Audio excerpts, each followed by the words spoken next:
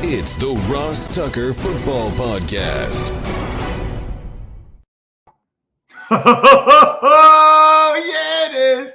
But it's not just any Ross Tucker Football Podcast. It is a Monster Monday that we are recording and dropping on a Sunday night, presented, of course, by DraftKings. It is a new week. I cannot wait to talk with Dr. Carrie Hastings, a sports psychologist, and more importantly, for our purposes, the mental health clinician for the Los Angeles Rams. Man, we have come a long way in a short time as it relates to mental health. I think still have a long way to go, but the teams like the Rams and others that have been at the forefront of hiring people like Dr. Hastings, it has just been fantastic. I'm sure that it's helping the players quite a bit. Quite frankly, I wish we had them when I was a player. It's awesome. Excited about that. Excited about a new spread the word winner this week at Ross Tucker NFL, at RossTuckerPod. Just engage on any of the social media platforms. New sponsor confirmation email winner. Take advantage of any of our sponsors. Then we also have the YouTube shout out winner that we love, youtube.com/RossTuckerNFL. Just go ahead, subscribe to that YouTube channel, and then make a comment, and you can win a cameo style shout out that people pay $25 for all the time. You can get it for free, which is awesome. Speaking of free, by the way, you've heard me talk about Fantrax the past 2 weeks because starting next week, we are going to start to announce the people that are in the season-long league with me and Joe Dolan. You want a season-long fantasy league going against your boy? Well, you got it. Just go to fantrax.com/Ross. Here's the deal, by the way. It's all free. And for me, you can customize it anyway. That means no defense, no kickers. Just for signing up at fantrax.com, you're eligible to win a Devontae Adams signed jersey. Even better, this is crazy. I didn't even know they were doing this till last week. If you bring your friends and your other leagues from some not-to-be-named platforms, your entire squad will be eligible to win a weekend getaway to watch your favorite team play. I'm sure there will be some arguing amongst your buddies. You'll get over it because you get $6,000 in spending money. Totally free. Totally customizable, no defense, no kickers, only at fantrax.com/Ross. That's fantrax.com/Ross. Awesome. Cannot wait to see who signs up this week and gets to go against me and Joe Dolan. We'll be announcing it on the Fantasy Feast. It's Big Show time. The Big Show. As promised, we are now joined by Dr. Carrie Hastings. I don't think the last time I saw Carrie, she was a doctor. I think she got that over the years, which is awesome. Carrie, thanks so much for coming on the show. Thank you for having me. It's an honor and a pleasure, Ross. Yeah, no, it is awesome. I've been wanting to have you on for a long time, really ever since you got the job with the Rams. She's a licensed clinical and sport psychologist and is the mental health clinician for the LA Rams, which is amazing. Mental health is a huge topic. You are right in the middle and the thick of, I don't know if you call it an evolution, a revolution, or what, but it's a good time for people like you to help people like us, all of us. So glad you could come on the show. And I have to point out how I know Carrie. Her husband, Chuck, was a teammate of mine at Prince and actually hosted me on my recruiting visit when I was 17 years old. So I have known your husband for 24 years, and I was at Carrie's unbelievable wedding in Hawaii. That was amazing. We still talk about that. So it's good to talk with you and see you. It's been a while. I know it has been a while. It's so good to see you virtually. And yes, we definitely have a history here. And And as long as you're nice to me, I won't bring up any skeletons in your closet that Chuck may have shared with me. But Oh man, I promise I will be. And Chuck absolutely knows about a lot of skeletons I have from the college days. So that's, although in fairness, if you brought those up, I could bring up Chuck ones, I'm and sure I think I would win that worse. battle ultimately. Yeah, we won't go there. So, Carrie, I guess we'll start with this. How did you get the Rams job? Like, how did that whole thing start? When they moved out to LA, they did have some overhaul with just needing people in different places, and it was really kind of just starting to be prioritized in the NFL in terms of this total wellness concept and supporting athletes, as a whole person with holistic approaches to coaching and so they were looking for someone to fill that role, and I was a practicing sports psychologist at the time. My office is in the vicinity of where their practice facility is, and so they had heard about me. I'm in my area. I'm kind of the only person who does what I do, and I also specialize in neuropsychological evaluations. So I've got that kind of knowledge when it comes to, concussion protocol and how that intertwines with mental health. And having been an athlete, I've always approached this from both a personal and a professional standpoint in terms of what I've learned along the way, what I could have used but didn't have as an athlete. And so it all just kind of lined up: timing, opportunity, preparedness, location, all of that. And it was a good fit, I think, for both sides. Yeah, absolutely. I've read rave reviews. I've read a story or two that has been written about you out there in California, which is awesome. I think you touched on it, but I'm sure you get asked all the time, what are your duties for the Rams? Because it sounds like it spans a pretty wide spectrum. Yes, and it's grown over the years from when I first started, as it has within the league. I'm proud to say I think the Rams has served as a model for the league in terms of how we've developed our mental health program, our IR protocol, and how we just approach this whole thing. When the CBA was revamped a couple of years ago, I remember that some of the league reps came and did a site visit and were so impressed with how we were managing that total wellness approach that they did take some ideas back and incorporated it into that new protocol, which involved, mandating that every team had some sort of a mental health resource. I, being a sports psychologist, also get to kind of blend my mental health support with performance enhancement. And, I find that they go together automatically anyway. But yeah, so now I'll do anything from, I work with all the rookies and give league mandated rookie trainings to kind of prepare them for the league and help them with that transition. I'll give staff trainings. I remember the year that we went to the Super Bowl, everyone, come end of January, everyone was so fried and just the stress levels were through the roof. So I did just a staff relaxation, educational, workshop with everybody to ground them. And then I most of my time is spent meeting individually with players, sometimes coaches and staff, but mostly players, and working one-on-one with them, typically on a weekly basis. And then, I'll attend some practices and kind of see how things are manifesting, again, both in terms of mental health and performance. And then we go from there.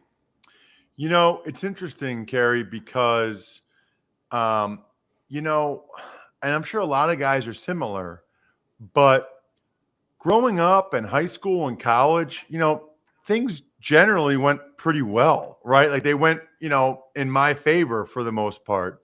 Then you get to the NFL and it's just not like that. Plus the level of stress and anxiety is more than you've ever experienced before. I can remember, and I've told this story on the show before, we were playing the 49ers. I was in Dallas, and it was a critical play, and my guy made the tackle, and we ended up losing the game. And I'd already been cut once in my time in the NFL. So I spent all night watching every sports center, every local news to see whether or not they were blaming me. Mm-hmm. And I was not able to sleep the entire night. I called my girlfriend, who's now my wife, probably 3 or 4 times. I called my parents 3 or 4. I mean, literally, it was almost on the hour. I was freaking out. And, I never really experienced that before. And I guess I look at it like, thank goodness I had those people and I had a really good support system. But I think I know, and we know, there's a bunch of players that don't. And I can imagine it's as valuable as anything for them to just have someone to talk to about what they're feeling. Absolutely. I think that, this is a resource that was never even considered before, and it didn't exist. It wasn't accessible. And guys go through that all the time. And, I just got back from training camp, and it's like the pressure of earning a position, of, battling it out with someone to start or get on that roster. And we've got cuts coming up, anxiety about, who's going to stay, who's going to go. And then when you get into the season, if you make a bad play, is that my fault? Am I being blamed? How do my teammates feel about me? All of those things you're mentioning. And the thing is, that's always been there, but it's finally being talked about, and it's finally being addressed and normalized so that we can then support those players and guide them through it so that they can get back on track sooner. And not feel so culpable and have that just weigh on them for so long. And, it's so important. And now you see it in all different levels of sport, in different sports altogether. We saw it in the Olympics, and people are starting to speak out. And every year that I've been with the Rams, I have worked with more people per season every year. And now I'm starting to see people who come to me when things aren't necessarily wrong and something didn't necessarily go badly, but they want to see me to kind of establish that relationship ahead of time, just in case, or just for maintenance. Some guys I've worked with for years now, and it's the continuity of it that feels reassuring to them and is a comfort that they have that anchor in place. So it just seems crazy to me now that when I played from 2001 to 2008, to my knowledge, there was no one like you for any of the teams. I guess my question is, what was the impetus for this? I don't necessarily mean the Rams. I just mean globally. Like, mental health is such a hot topic here in 2021. And I've talked to other organizations that are working on total wellness, that they have mental health clinicians like you. But what was sort of what's turned the tide to get us to this point? Was there some big moment that happened? I'm curious as to when this breakthrough happened. It's such a great question, because it does kind of seem like all of a sudden this is, top stories on the news. This is all of a sudden a priority. And it has happened rather quickly over the past, I think, several years, and things are being put in place. I really think it's from public figures speaking out. I think, you've seen Michael Phelps speaking out between Olympics, not just once he was retired, about, difficulties he's faced along the way. And, and now, Simone Biles now, and so many that are revered for their athletic prowess. And then, it makes younger athletes look at that and say, okay, it's okay to actually be going through something like that, and then to seek support for it. And now I think we're reaching a level where not only is it being perceived as okay and not taboo, but it's encouraged. And hey, wait a second, that can actually make me a better athlete. That can make me thrive and bring out the best in me. And so now it's actually being sought out. And you mentioned those articles that you read about my work, but that came from the players.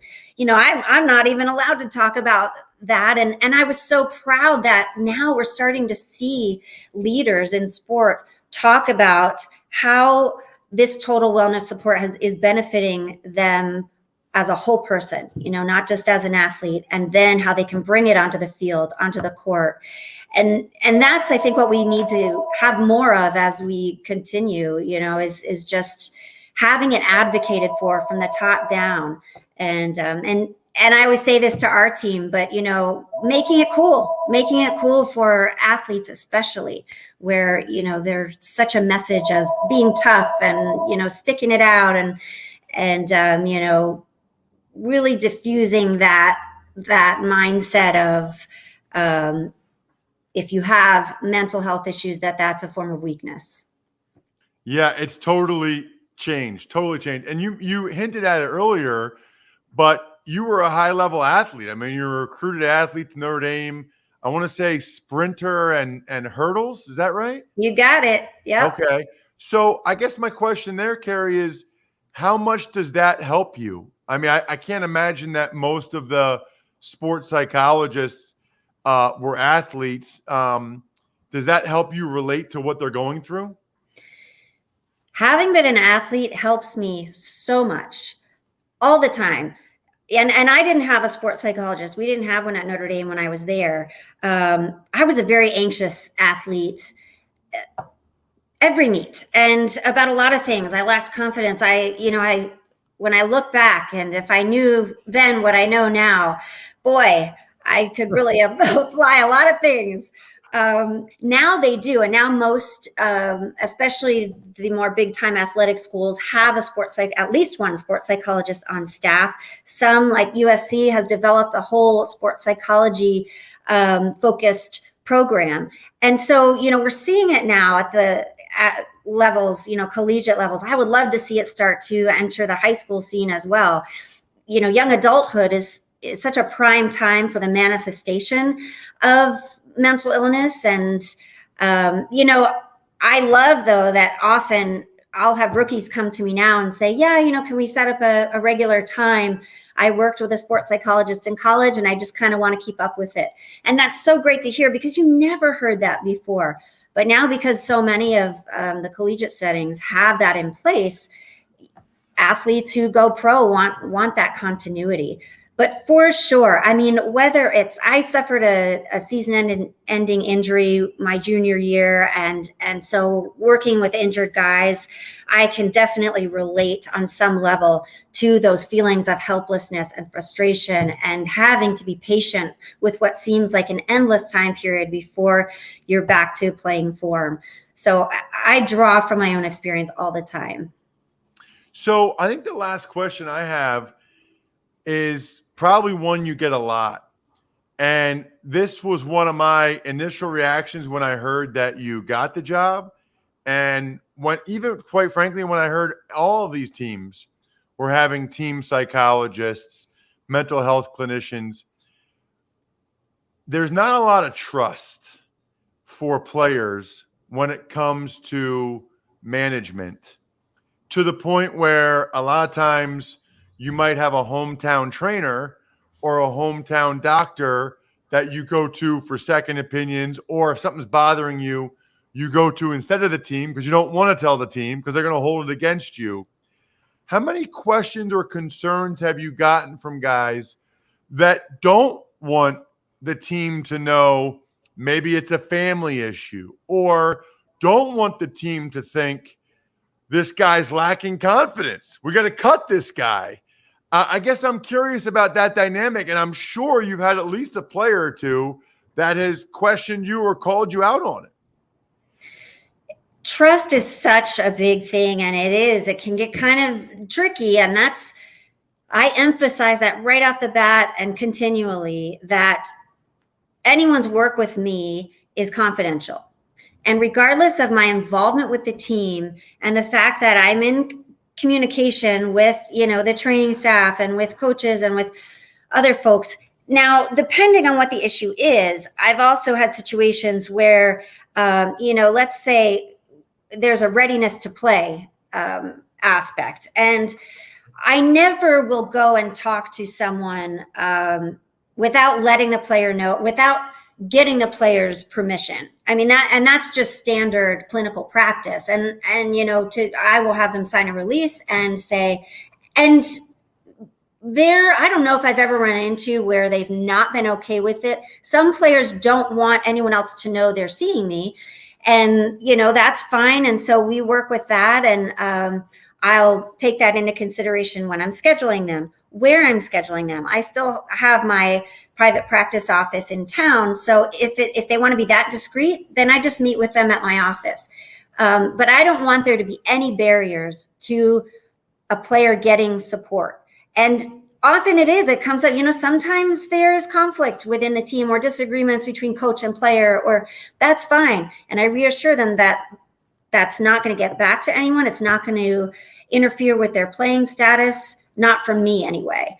It can get a little tricky when, especially like if you're dealing with injury or I'm working with the training staff and even if they've sent the person to me, then sometimes they want to know, how are they doing? Where do we stand here with them? And that's where it's just open that, I clear it with the player first, have them sign something so that I can talk to those folks.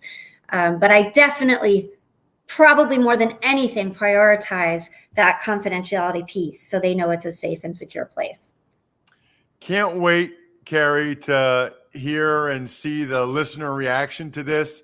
I've been wanting to have you on the show for a while, ever since you got the job there with the Rams, because it's such a hot topic. You're right. We just had the Olympics. We're getting into the grind of final cuts and starting jobs and all of that. For people that want to know more about Dr. Hastings, Carrie, and what she's doing, drcarriehastings.com, Carrie, Hastings.com. drcarriehastings.com. I'm sure people will check out the website, Carrie, just to see more about it. I mean, you probably didn't even know when you got into it that you were going to be at the forefront of something huge. I think you did it just because you liked it and you wanted to do it. Now it's turned out to be this huge thing. Yes, that's so true. I really just kind of, like I said, from my own personal experience, I've always been interested in sports and working with athletes, and I love psychology, and the two worlds I kind of was able to put together. But all of a sudden, here I am in the NFL, and yes, and shaping the views of mental health within athletics. So I'm very blessed, and I love my job. Thank you so much for coming on the show. Really appreciate it. Thank you so much for having me. It's so good to see you. Say hi to your girls. I will. Likewise. Well, I knew Dr. Carrie Hastings would be awesome. I also knew when I finally got my shorts and workout shirt from 10,000 that it would be amazing. 7-inch interval short with the liner, versatile shirt. Got them last week. I was riding my bike wearing them this week, and I had the Raycon earbuds in, had my 10,000 shirt on, my 10,000 shorts on, lightweight, breathable, durable. Here's what's crazy about the 10,000 shorts. I wear them for my 50-minute bike ride, and I'm like sprinting, I'm sweating. Then I go right to the beach with them, right to the beach. My brother-in-law and sister-in-law call them my All-Americans because they're great for everything. Spinning, short runs, interval training, super lightweight, running, yoga, mobile. It's insane. You guys got to get these 10,000 shirts. 10,000 or in shorts. The shirts, awesome. The shorts, amazing. 10,000 offering our listeners, that's you, 15% off your purchase. Go to 10,000.cc and enter code RossTucker to receive 15% off your purchase. So interesting website here. Make sure you make note of it. 10,000.cc and enter code RossTucker, my full name. Tuck's Takes. Hey, Ross, a lot to get to since we spoke when back on Thursday morning, I think. We'll start with the interaction between Deshaun Watson and the reporters in Houston late last week. Yeah, not good for him, man. I mean, Deshaun Watson's coming off the field, and he says to the reporters, "Why are you guys filming me? It's the same thing every day." Hey, Deshaun, probably just in case you interact and say something that makes no sense whatsoever, like you just did. You're kind of a franchise quarterback that demanded a trade and is about to get indicted by a grand jury. Yeah, they're going to film you. This was not a smart move by Deshaun. Very interesting that he did this. I don't understand why he did it. And I would just say, I don't get into the guilty, not guilty. I don't know enough about that stuff. I do know he's not quite the guy I thought he was based on some of the things that have happened over the last 6 months. Tuck's Takes. Had a trade take place during your game on Thursday night. Steelers traded a 6th-round pick to the Jags for linebacker Joe Schobert. Yeah, it's funny, Bri, because it happened during the Steelers-Eagles game Thursday night, but I'm not going to announce that. Number one, I'm doing the Eagles broadcast. Number two, I need somebody to verify it. I can't be the one telling thousands of people about a trade. I need that to be confirmed by the teams involved, and it wasn't that night, so I didn't say anything.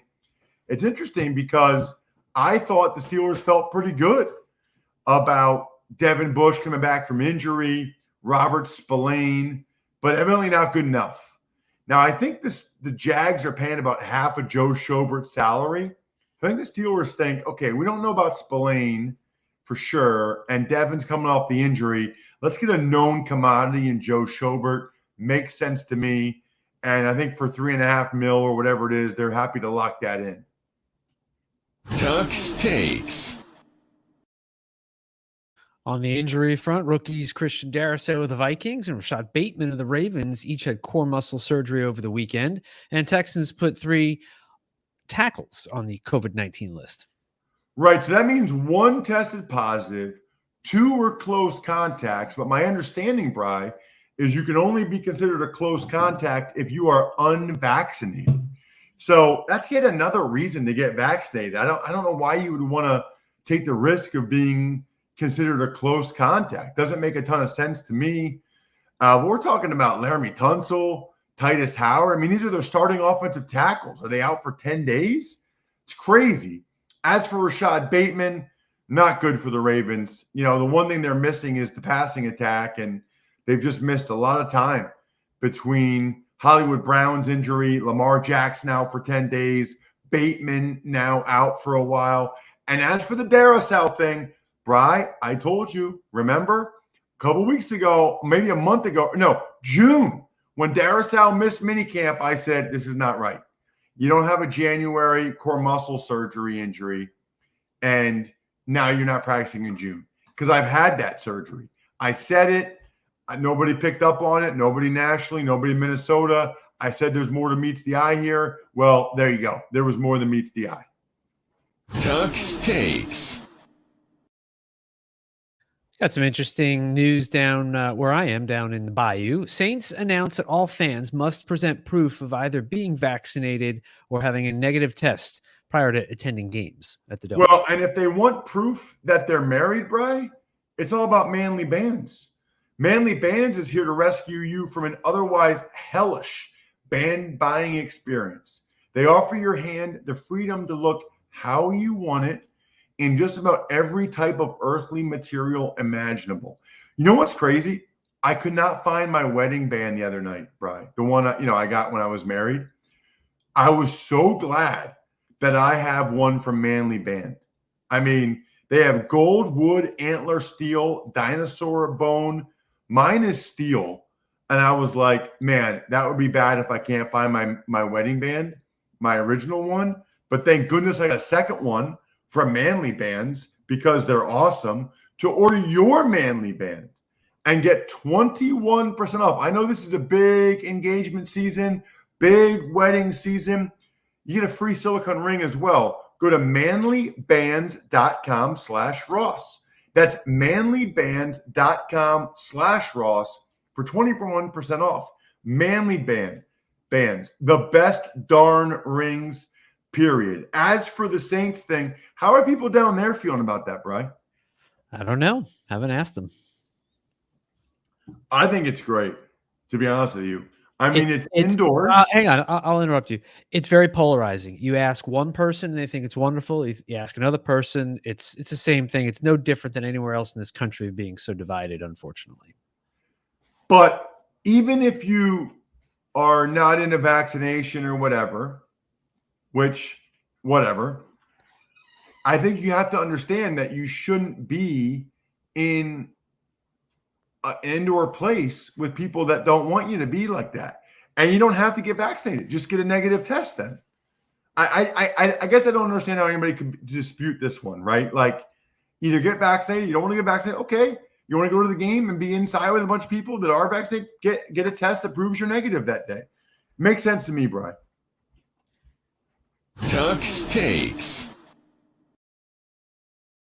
All right, we've had a ton of preseason games with teams taking the field for the first time this preseason.